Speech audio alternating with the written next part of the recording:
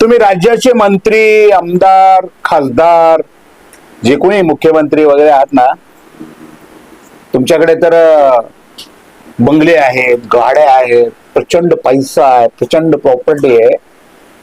तुम्हाला कशाला हवा आहे पगार? आपण म्हणाल हा प्रश्न तुम्ही आम्हाला का विचारला, हो की नाही? विचारणार ना.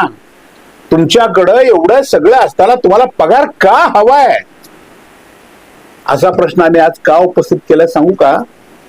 महाराष्ट्राच्या सरकारने शेतकऱ्यांच्या बाबतीमध्ये एक अत्यंत वाईट निर्णय घेण्याचा त्याची उद्घोषणा केलेली आहे, गंभीर स्वरूपाची, महाराष्ट्रातल्या लाखो शेतकऱ्यावर अन्याय करणारी. आणि त्यामुळे मी हा प्रश्न उपस्थित केलाय. तुमच्याकडे गाडी आहे ना? अहो गाडी काय, तुमच्याकडे गाड्या आहेत, तुमच्याकडे बंगला आहे ना? अहो एक काय, तुमच्याकडे असे 10 मोठे बंगले आहेत, करोडोची किंमत असणारे. आणि तुम्ही आमच्या महाराष्ट्रातल्या शेतकऱ्यांना, तुमच्याकडे बंगला असेल तर आणि तुमच्याकडे जर गाडी असेल तर तुमचं नाव घेतलं जाणार नाही असं म्हणताय. गंभीर आहे की नाही? काहीच वाटत नाही तुम्हाला सरकारमधल्या लोकांना? या विषयावर आज मी आपल्याशी बोलणार आहे. नमस्कार, मी राजू पाटील आणि आपण पाहत आहे द रिंगण लाईव्ह. मित्रांनो, अजूनही आपण द रिंगण लाईव्ह हे आपलं लोकप्रिय चॅनल सबस्क्राईब केलं नसेल तर माझी आपल्याला विनंती आहे, जरूर सबस्क्राईब करा. गंभीर प्रश्न आहे की नाही? राज्याचे महसूल मंत्री बावनकुळे साहेब, चंद्रशेखरजी बावनकुळे साहेब, हे काल बोलताना एके ठिकाणी असं म्हटले की राज्याची जी शेतकरी कर्जमाफी योजना आहे, की राज्याच्या मुख्यमंत्र्यांनी जाहीर केलेली पुण्यश्लोक अहिल्यादेवी होळकर शेतकरी कर्जमाफी योजना, आणि या योजनेसाठी राज्याच्या अर्थसंकल्पामध्ये जवळपास 35,000 कोटी रुपयाची आर्थिक तरतूद करण्यात आल्याची घोषणा करण्यात आलेली आहे. आणि या 35,000 कोटी रुपयाचा लाभ या राज्यातल्या जवळपास 28 ते 30 लाख शेतकऱ्यांना होईल आणि त्यांचं 2 लाख रुपयापर्यंत कर्ज माफ होईल असं सरकार सांगतंय. आणि हे सगळं सांगत असताना किंवा शेतकरी, महाराष्ट्रातला 28-30 लाख शेतकरी वाट पाहत बसलाय की माझे हे जर 2 लाख रुपयाचं कर्ज माफ झालं तर मला आर्थिक आधार मिळेल, मला नव्यानं काही करता येईल, माझी शेती करता येईल, माझ्यावर असलेला कर्जाचा डोंगर त्या माध्यमातून कमी होईल, याची वाट पाहत बसलेला शेतकरी, किंवा महाराष्ट्रामध्ये जे 20 लाख चालू थकबाकीदार आहेत, चालू खातेदार आहेत, की ज्यांची थकबाकी नाहीये, कर्ज तर घेतात परंतु ते वेळेवर फेडतात, अशा शेतकऱ्यांना हे सरकार 50,000 रुपये प्रोत्साहन पर देणार आहे.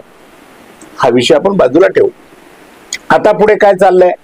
आता हे 35,000 कोटी रुपयेची जी कर्जमाफी द्यायची आहे ना मित्रांनो, ही देताना असे काही नियम आणि अटी घालण्याचं काम सुरू आहे की ज्या नियमामध्ये आणि अटीमध्ये 28-30 लाख शेतकऱ्यांपैकी 15 लाखापेक्षा अधिक शेतकरी बसणारच नाहीत. गंभीर आहे की नाही परिस्थिती? साधा एक नियम आता ऐकायला मिळतोय, मंत्र्याने, महसूल मंत्र्याने तसं भाष्य केलंय की ज्यांच्याकडे बंगला आहे आणि ज्यांच्याकडे गाडी आहे अशाला कर्जमाफी मिळणार नाही. आता प्रश्न असा आहे, बंगला म्हणजे काय, किंवा बंगल्याची जी व्याख्या काय आहे, कशा गोष्टीला बंगला असं म्हटलं जातं? आपण त्याच्या इतिहासात जायचं नाही, तो एक वेगळा विषय आहे बंगला आणि बंगलोचा. इंग्रजांनी किंवा परदेशी लोकांनी तशा पद्धतीचा नाव त्याला ठेवल्याचा. परंतु बंगला म्हणजे अशी वास्तू की जी प्रचंड मोठी आहे, प्रशस्त आहे, त्या वास्तूमध्ये प्रचंड मोठ्या प्रमाणामध्ये असं सागवानी लाकडाचं फर्निचर आहे आणि आजूबाजूला चारही बाजूला गार्डन आहे. त्याचं बांधकाम अत्यंत दर्जेदार पद्धतीचं आहे, ज्यामध्ये गाड्या पार्क होऊ शकतात, ज्यामध्ये छोट्या मोठ्या मिटिंगा होऊ शकतात, किंवा श्रीमंताच्या घरामध्ये ज्या ज्या काही सुख वस्तू असतात त्या सगळ्या त्या घराच्या भोवताली असतात. त्याला बंगला असं म्हटलं जातं. 2 खोल्याचं, 4 खोल्याचं, 6 खोल्याचं राहतं घर जे अत्यंत कष्ट करून आयुष्यभराची मेहनत पणाला लावून जर एखाद्यानं सिमेंट कॉन्क्रीट मध्ये जर बांधलं असेल, पिलर मध्ये बांधलं असेल, तर त्याला हे महाराष्ट्राचं लाडकं सरकार बंगला म्हणणार आहे का? आणि असं जर असेल तर हे शेतकऱ्याला ही जी तुम्ही आता काही कर्जमाफी देताय ना, ही अत्यंत फसवी ढोंगी कर्जमाफी तुमची आहे. म्हणजे एखाद्याकडे जर घर असेल तर त्याला पैसे द्यायचे नाहीत किंवा त्यांचं कर्ज माफ करायचं नाही, आणि गाडी असेल तरी माफ करायचं नाही. गाडी म्हणजे काय? 4 चाकी गाडी म्हणजे काय? आजच्या परिस्थितीमध्ये जग एवढं वेगानं पुढे गेलं असताना त्याच्याकडे 4 चाकी, असंख्य लोकांकडे 4 चाकी आहेत. अहो 4 चाकी 20,000ला बी मिळते, 30,000ला मिळते, 70,000ला मिळते, 50,000ला मिळते. आपल्या गावापासून आपल्या शेतापर्यंत जाण्यासाठी एखाद्याला जर सेकंड हँड बाजारातून, जुन्या बाजार जे असतात ना, पिंपरी चिंचवड, सोलापूर किंवा पुणे परिसरामध्ये, ज्यात अशा मोठ्या लोकांनी टाकून दिलेल्या, वापरायचं सोडून दिलेल्या सेकंड हँड गाड्या आमचे शेतकरी जेव्हा आणतात आणि त्याचा वापर आपल्या शेतीच्या कामासाठी, शेतीतला माल आपल्या त्याच गाडीत टाकून आणता येईल, जाताना खताचे 2 पोते त्यामध्ये टाकून नेता येईल, दुधाचं कॅन वगैरे असेल तर ते घरला घेऊन येता येईल, किंवा एखादा गवताचा मोठा भारा जनावरांसाठी आणायचा असेल तर तोही गाडीत टाकून आणता येईल. अशा हेतून शेतीच्या कामासाठी घेतलेल्या गाड्या, त्याला हे सरकार गाड्या म्हणणार आहे का? आणि मग त्याही शेतकऱ्याचे नाव हे कधी करणार आहे का? बघा, राहत्या घराला जर हे सरकार बंगला म्हणणार असेल किंवा त्याच्याकडे असलेल्या 4 चाकी डबड्या गाडीला जर गाडी म्हणणार असेल, तर महाराष्ट्रातल्या कुठल्या शेतकऱ्याला कर्जमाफी मिळणार आहे? मिळणारच नाही ना. म्हणून मी हा प्रश्न उपस्थित केला की बाबांनो, तुम्ही तर राज्याचे मंत्री आहात, प्रचंड संपत्ती आहे, प्रॉपर्टी आहे, एक नाही 10 गाड्या तुमच्याकडे आहेत, एक बंगला नाही असंख्य बंगले तुमच्याकडे आहेत, तुमची फार्म हाऊस आहेत, विविध ठिकाणी तुमची प्रचंड प्रॉपर्टी आहे. मग तुम्हाला सरकारी पगार कशासाठी? का घेताय तुम्ही सरकारचा पगार? अरे घेऊ नका ना तुम्ही सरकारचा पगार. तुम्हाला एवढा ऐश्वर्य संपत्ती दिली ना देवाने, तर मग तुम्ही या सगळ्या सुविधा का घेता?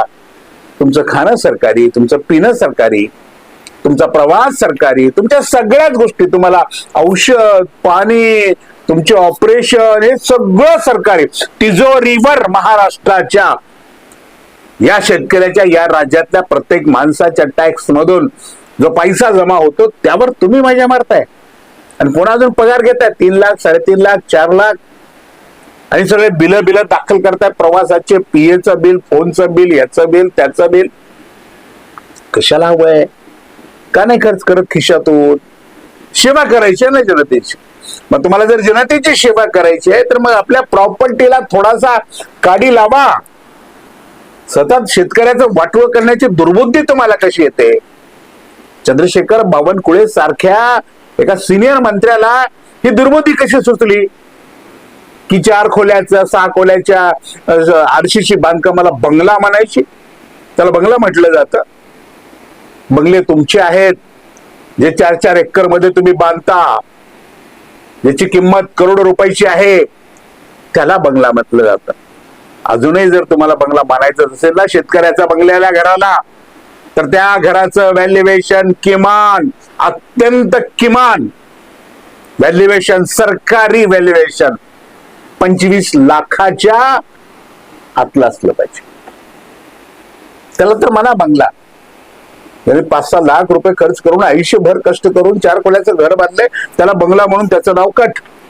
ज्याने 30,000 40,000ची पुण्या मुंबईला जाऊन एखादी सेकंड हँड डबडी गाडी आणली, त्याचा गाडी म्हणून त्याचं नाव कट. असा घोर अन्याय हे सरकार करतंय. सतत बोलण्यामध्ये, शब्दांमध्ये काहीतरी, एकीकडे विधानसभेत घोषणा करायच्या की आम्ही कसे शेतकऱ्यांचे कैवारी आहोत, जनतेचे कैवारी आहोत, आमचे देवाभाऊ युवा आहेत, आमचे देवाभाऊ तेव्हा आहेत, आणि डोळ्यामध्ये माती टाकतात दिवसा ढवळ्या. काही वाटत नाही तुम्हाला लोकांना बंगला गाडीचा विषय काढायला आणि बंगला गाडीची चर्चा करायला? बंगला, गाड्या, घोड्या या तुमच्याकडे आहेत, तुमच्या पक्षाकडे आहेत, तुमच्या मंत्र्याकडे आहेत, आमदाराकडे आहेत, खासदाराकडे आहेत, त्या शेतकऱ्याकडे नाही आहेत. शेतकऱ्यांची घरं आहेत. पावसा पाणीपासून संरक्षण व्हावं, जनावर ढोराचं संरक्षण व्हावं, आयुष्यभर पत्र्याच्या त्या चिकलमातीच्या घरात राहून त्याच्या पिढ्या गेल्यात. आज जर एखाद्यानं 4 खोल्याचं घर बांधलं असेल ना सिमेंटचं, तर तुमची लगेच योजना बंगला असेल तर आम्ही देणार नाही. आणि देऊच नका ना, कशाला देताय तुम्ही? तुम्ही हे सुद्धा कॅन्सल करून टाका कर्जमाफी तुमची. नाहीतरी तुमची कर्जमाफी ही फसवीच आहे. तुम्हाला जर ही कर्जमाफी द्यायची असती तर तुम्ही सगळं देऊन टाकली असती. परंतु तुम्हाला ही बनवा बनवीमध्ये तुम्ही नंबर 1 आहात महाराष्ट्राचं सरकार. आणि आता बंगला गाडी असणाऱ्या शेतकऱ्याची नाव वगळायला निघताय. तुम्हाला हे बंगला आहेत, गाड्या आहेत. दादा हो, सोडा ना पगार, सोडा. आज इतकंच. अशाच महत्वाच्या विषयावर रोखोक भाषा ऐकण्यासाठी पाहत रहा रिंगण लाईव्ह, आवाज महाराष्ट्राचा.